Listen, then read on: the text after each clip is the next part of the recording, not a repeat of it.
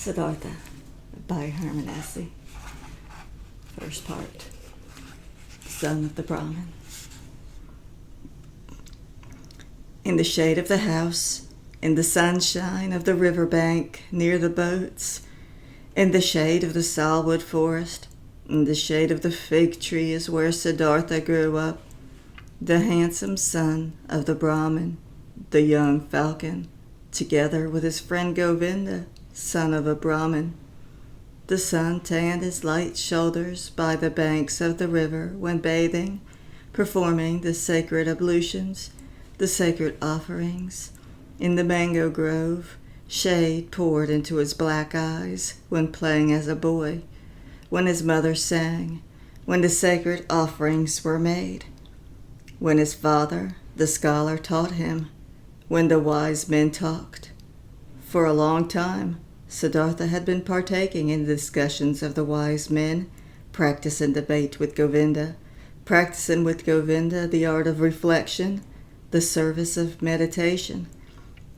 He already knew how to speak the silently, the word of words, to speak it silently into himself while inhaling, to speak it silently out of himself while exhaling. With all the concentration of his soul, the forehead surrounded by the glow of the clear-thinking spirit. He already knew to feel Atman in the depths of his being, the indestructible, one with the universe. Joy leapt into his father's heart for his son, who was quick to learn, thirsty for knowledge.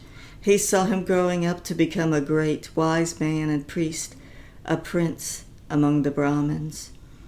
Bliss leapt in his mother's breast when she saw him walking, when she saw him sit down and get up. Siddhartha, strong, handsome, he who was walking on slender legs, greeting her with perfect respect. Love touched the hearts of the Brahmins' young daughters when Siddhartha walked through the lanes of the town with the luminous forehead, with the eye of a king, with his slim hips. But more than all the others, he was loved by Govinda, his friend, the son of a Brahmin. He loved Siddhartha's eye and sweet voice. He loved his walk and the perfect decency of his movements. He loved everything Siddhartha did and said, and what he loved most was his spirit, his transcendent, fiery thoughts, his ardent will, his high calling. Govinda knew he would not become a common Brahmin, not a lazy official in charge of offerings, not a greedy merchant with magic spells, not a vain, vacuous speaker, not a mean, deceitful priest, and also not a decent, stupid sheep in the herd of the many. No, he, Govinda, as well, did not want to be one of those, not one of those tens of thousands of Brahmins. He wanted to follow Siddhartha, the beloved, the splendid. And in days to come, when Siddhartha would become a god, when he would join the glorious, then Govinda wanted to follow him as a friend, his companion, his servant, his spear carrier, his shadow. Siddhartha was thus loved by everyone. He was a source of joy for everybody. He was a delight for them all. But he, Siddhartha, was not a source of joy for himself. He found no delight in himself. Walking the rosy path of the fig tree garden, sitting in the bluish shade of the grove of contemplation, washing his limbs daily in the bath of repentance, sacrificing in the dim shade of the mango forest. His gestures of perfect decency, everyone's love and joy, he still lacked all joy in his heart. Dreams and restless thoughts came into his mind, flowing from the water of the river, sparkling from the stars of the night, melting from the beams of the sun, Dreams came to him, and a restlessness of the soul, fuming from the sacrifices, breathing forth from the verses of the Rig Veda, being infused into him drop by drop from the teachings of the old Brahmins. Siddhartha had started to nurse discontent in himself. He had started to feel that the love of his father and the love of his mother and also the love of his friend Govinda would not bring him joy forever and ever, would not nurse him, feed him, satisfy him. He had started to suspect that his venerable father and his other teachers, that the wise Brahmins had already revealed to him the most and the best of their wisdom, that they had already filled his expecting vessel with their richness, and the vessel was not full. The spirit was not content.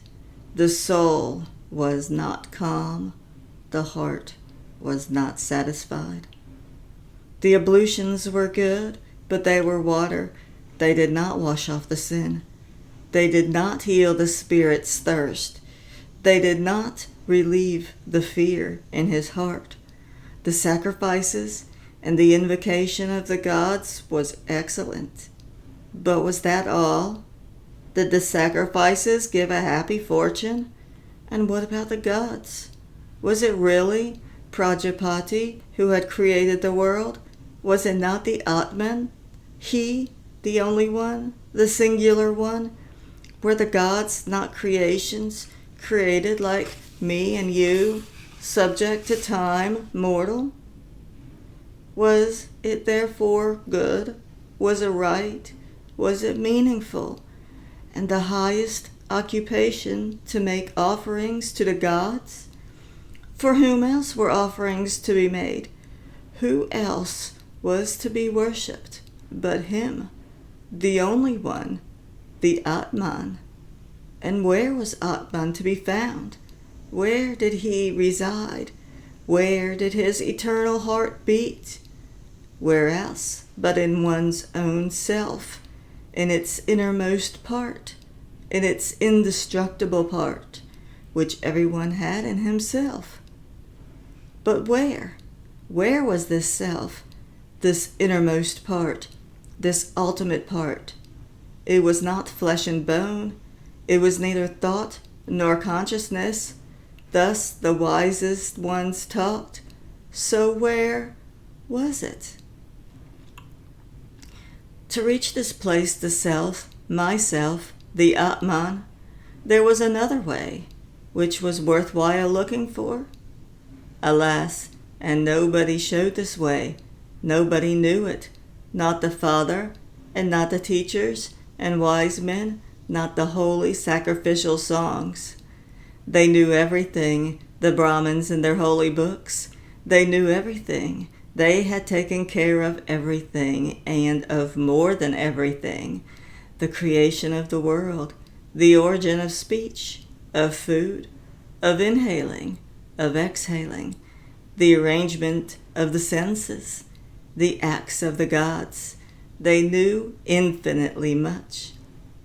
But was it valuable to know all of this, not knowing that one and only thing, the most important thing, the solely important thing? Surely many verses of the holy books, particularly in the Upanishads of Samaveda, spoke of this innermost and ultimate thing. Wonderful verses. Your soul is the whole world was written there. And it was written that man in his sleep, in his deep sleep, would meet with his innermost part and would reside in the Atman. Marvelous wisdom was in these verses. All knowledge of the wisest ones had been collected here in magic words, pure as honey collected by bees. No, not to be looked down upon was the tremendous amount of enlightenment which lay here, collected and preserved by innumerable generations of wise Brahmins. But where were the Brahmins? Where the priests? Where the wise men or pertinents who had succeeded in not just knowing this deepest of all knowledge, but also to live it?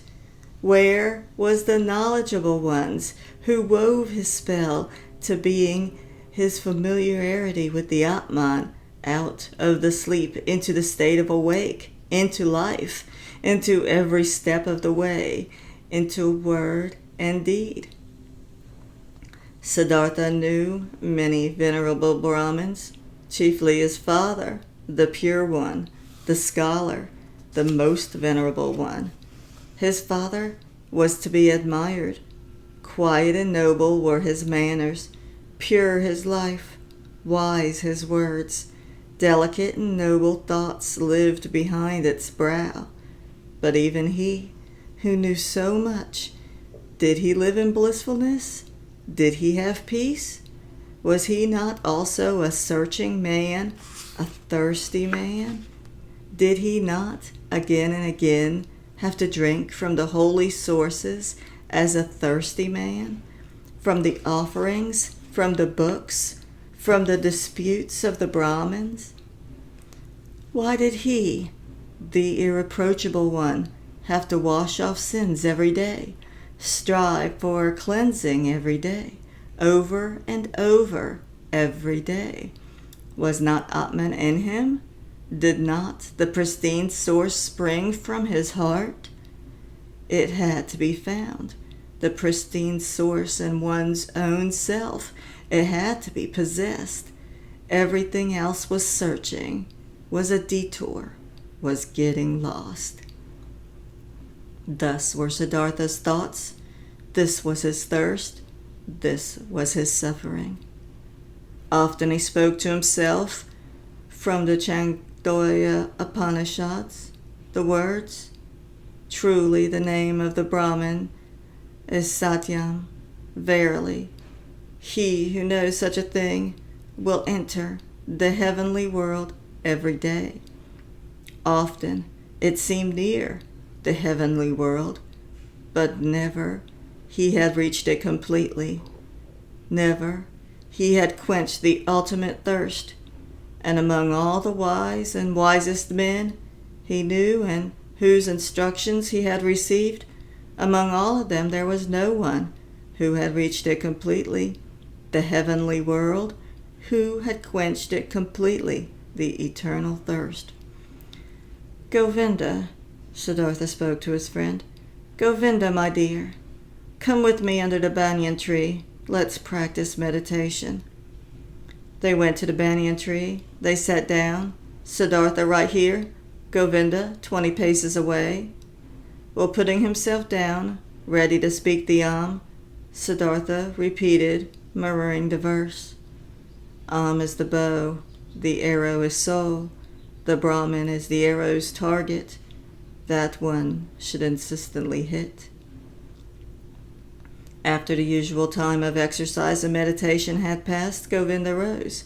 The evening had come. It was time to perform the evening's ablution. He called Siddhartha's name. Siddhartha did not answer. Siddhartha sat there, lost in thought. His eyes were rigidly focused toward a very distant target. The tip of his tongue was protruding a little between his teeth. He seemed not to breathe. Thus sat he, wrapped up in contemplation, thinking his soul sent after the Brahman as an arrow. Once Samanas had traveled through Siddhartha's town, ascetics on a pilgrimage, 3 skinny, withered men, neither old nor young, with dusty and bloody shoulders, almost naked, scorched by the sun, surrounded by loneliness, strangers and enemies to the world, strangers and lank jackals in the realms of humans. Behind them blew a hot scent of quiet passion, of destructive service, of merciless self-denial. In the evening, after the hour of contemplation, Siddhartha spoke to Govinda. Early tomorrow morning, my friend, Siddhartha will go to the Samanas. He will become a Samana. Govinda turned pale. when he heard those words and read the decision in the motionless face of his friend, unstoppable like the arrow shot from the bow. Soon, and with the first glance, Govinda realized, now it is beginning. Now Siddhartha is taking his own way. Now his fate is beginning to sprout. And with his, my own. And he turned pale like a dry banana skin. "Oh, Siddhartha," he explained, "will your father permit you to do that?" Siddhartha looked over as if he was just waking up. Arrow fast, he read in Govinda's soul, read the fear, read the submission. "Oh, Govinda," he spoke quietly, "let us not waste words. Tomorrow, at daybreak, I will begin the life of the Samanas. Speak no more of it." Siddhartha entered the chamber where his father was sitting on a mat of bast, and stepped behind his father and remained standing there until his father felt that someone was standing behind him. Quoth the Brahman, "Is that you, Siddhartha? Then say what you came to say." Quoth Siddhartha, "With your permission, my father, I came to tell you that it is my longing to leave your house tomorrow and go to the ascetics. My desire is to become a samana. May my father not oppose this." The Brahmin fell silent and remained silent for so long that the stars in the small window wandered and changed their relative positions. Ere the silence was broken, silent and motionless stood the son with his arms folded. Silent and motionless sat the father on the mat, and the stars traced their paths in the sky. Then spoke the father, "Not proper is it for a Brahmin to speak harsh and angry words, but indignation is in my heart. I wish not to hear this request for a second time from your mouth." Slowly the Brahmin rose. Siddhartha stood silently, his arms folded. "What are you waiting for?" asked the father. Quoth Siddhartha, "You know what." Indignant, the father left the chamber. Indignant, he went to his bed and lay down. After an hour, since no sleep had come over his eyes, the Brahmin stood up, paced to and fro, and left the house. Through the small window of the chamber, he looked back inside, and there he saw Siddhartha standing, his arms folded, not moving from his spot. Pale shimmered his bright robe. With anxiety in his heart, the father returned to his bed. After another hour, since no sleep had come over his eyes, the Brahmin stood up again, paced to and fro, walked out of the house, and saw that the moon had risen. Through the window of the chamber, he looked back inside. There stood Siddhartha, not moving from his spot, his arms folded, moonlight reflecting from his bare shins. With worry in his heart, the father went back to bed. And he came back hour after hour. He came back after 2 hours, looked through the small window, saw Siddhartha standing in the moonlight, by the light of the stars, in the darkness. And he came back hour after hour. Silently, he looked into the chamber, saw him standing in that same place, filled his heart with anger, filled his heart with unrest, filled his heart with anguish, filled it with sadness. And in the night's last hour, before the day began, he returned, stepped into the room, saw the young man standing there, who seemed tall and like a stranger to him. "Siddhartha," he spoke, "what are you waiting for?" "You know what." "Will you always stand there that way and wait until it becomes morning, noon, and evening?" "I will stand and wait." You will become tired, Siddhartha." "I will become tired." "You will fall asleep,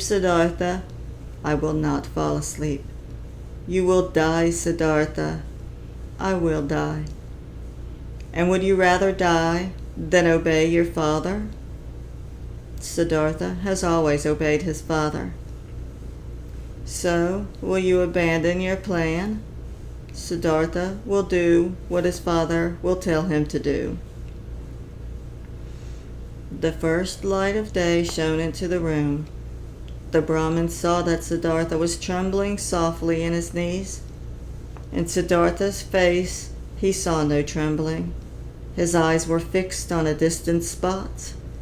Then his father realized that even now Siddhartha no longer dwelt with him in his home, that he had already left him. The father touched Siddhartha's shoulder. You will, he spoke, go into the forest and be a samana. When you have found the blissfulness in the forest, then come back and teach me to be blissful. If you find disappointment, then return and let us once again make offerings to the gods together. Go now and kiss your mother. Tell her where you are going to.